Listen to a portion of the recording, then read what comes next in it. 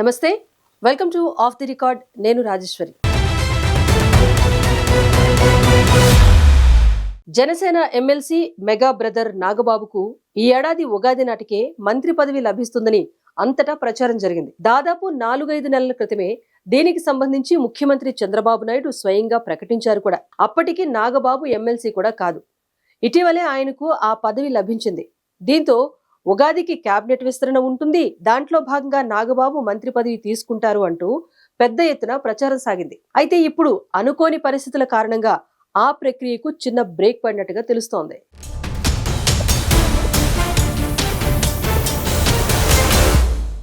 ఉగాది రోజు mega brother MLC Konidela నాగబాబుకి మంత్రి పదవి లభిస్తుందని అందరూ భావించారు.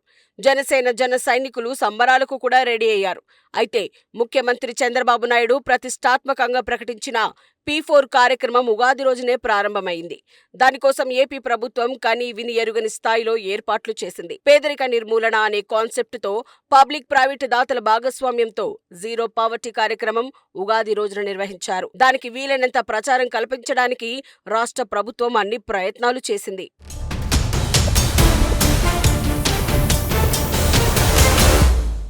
ప్రతిష్టాత్మకంగా చేపట్టిన ఆ కార్యక్రమం రోజున మంత్రివర్గ విస్తరణ చేపడితే ప్రజల ఫోకస్ డైవర్ట్ అయ్యే అవకాశం ఉంటుంది కాబట్టి దాన్ని మరికొద్ది రోజుల పాటు వాయిదా వేయడానికి ముఖ్యమంత్రి మొగ్గు చూపినట్లు సమాచారం. కాబట్టి నాగబాబుకు మంత్రి పదవి ఇవ్వడానికి మరికొంత సమయం పడుతోందని, దసరాకే ఆయనకు కేబినెట్ బెర్త్ దక్కవచ్చని అంటున్నారు.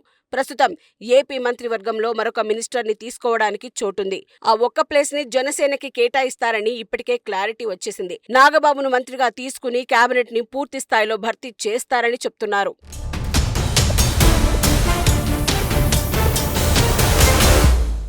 అయితే మరోవైపున కొంతమంది మంత్రుల పనితీరుపై ముఖ్యమంత్రి చంద్రబాబు నాయుడు అసంతృప్తిగా ఉన్నట్లు టీడీపీ వర్గాలు చెప్తున్నాయి.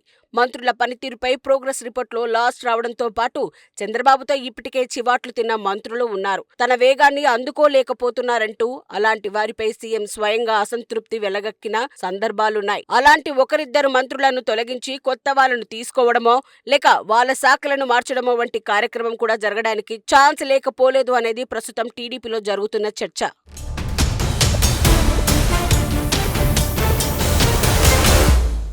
అదే గనక జరిగితే కేబినెట్ విస్తరణ బదులు కేబినెట్ పునర్వ్యవస్థీకరణను చేపట్టడానికే చంద్రబాబు మొగ్గు చూపుతారు అంటున్నారు. మరి ఆయన ఏ నిర్ణయం తీసుకుంటారో చూడాలి. ఇక పిఠాపురం మాజీ ఎమ్మెల్యే వర్మకి మొదటి కోటాలోనే ఎమ్మెల్సీ ఇస్తామని చెప్పి చంద్రబాబు హామీ ఇచ్చారు. 10 నెలలు గడిచినా ఎమ్మెల్సీ ఇవ్వకపోవడంతో వర్మ తీవ్ర అసంతృప్తితో ఉన్నారు. ఆ క్రమంలో పిఠాపురంలో టీడీపీ జనసేనల మధ్య ఆధిపత్య పోరు కొనసాగుతోంది. పవన్ కోసం సీటు త్యాగం చేసిన వర్మకి ఎమ్మెల్సీ ఇవ్వకపోవడంతో పిఠాపురం తెలుగు తమ్ముళ్లు ఆగ్రహం వ్యక్తం చేస్తున్నారు.